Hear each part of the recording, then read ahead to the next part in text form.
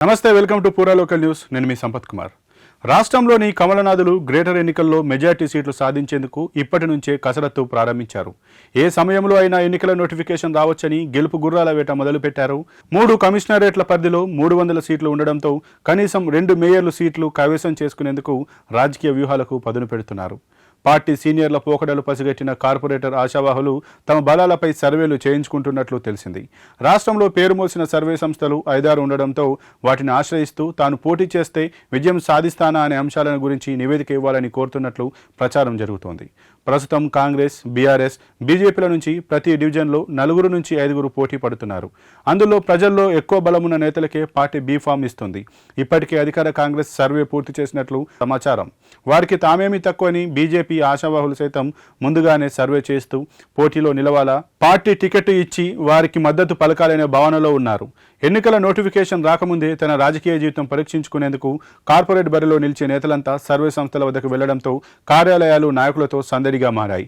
రాజధానిలో చాలా ఆఫీసులు Jubilee hills, Banjara hills, Gachibowli ప్రాంతాల్లో ఏర్పాటు చేయడంతో గంటల కొద్దీ వెయిట్ చేస్తూ సర్వే ఏ విధంగా చేస్తారో వివరాలు తెలుసుకుని తమకు ఫలానా విధంగా సర్వే కావాలని డిమాండ్ చేస్తూ ఆయా సంస్థలు అడిగిన ప్యాకేజీలు ముట్టజెపుతున్నారు. ముందుగా తమ పేరు, డివిజన్లో ఎంతమందికి తెలుసు, ఏ కులం వారు తమకు తమ పార్టీకి అనుకూలంగా ఉన్నారో వివరాలు ఇస్తే 4 లక్షల రూపాయలు తీసుకుంటున్నారు. పార్టీ టికెట్ ఇస్తే ఎన్నికల ప్రచారం పూర్తయ్యే వరకు పనిచేయాలంటే ఒక అభ్యర్థి నుంచి 25 లక్షల నుంచి 30 లక్షల వరకు డిమాండ్ చేస్తున్నారు. అభ్యర్థులు ఏ రోజు ఎక్కడ ప్రచారం చేయాలి, ఏ అంశాలు మాట్లాడాలి, వ్యతిరేకత ఉన్న చోట ఎలాంటి హామీలు ఇవ్వాలనే వంటి అంశాలు రాసిస్తారు. అదేవిధంగా ప్రతి సర్వే సంస్థ ఒక డివిజన్లో ఒకే అభ్యర్థికి మాత్రమే ఎన్నికల ప్రచారం మొదలైనప్పటి నుంచి ముగిసే వరకు చేస్తుంది. 5 మంది పోటీ చేస్తే ముందు ఎవరు వచ్చి ప్యాకేజీ చెల్లిస్తారో వారికి పని చేస్తారు. ఇద్దరికి కూడా సంస్థలు పనిచేయవు. ఆయా పార్టీలు గేటర్లో పాగా వేసేందుకు డివిజన్కు 4 అభ్యర్థులను గుర్తిస్తున్నాయి.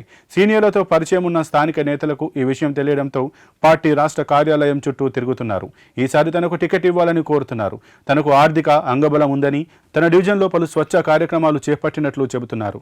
పార్టీ కోసం 20 ఏళ్లుగా శ్రమిస్తున్నారని, గతంలో పలుమార్లు టికెట్ వచ్చినట్లే వచ్చి జారిపోయిందని, ఈసారి తనకు తప్పకుండా ఇవ్వాలని ప్రాధేయపడుతున్నట్లు తెలిసింది.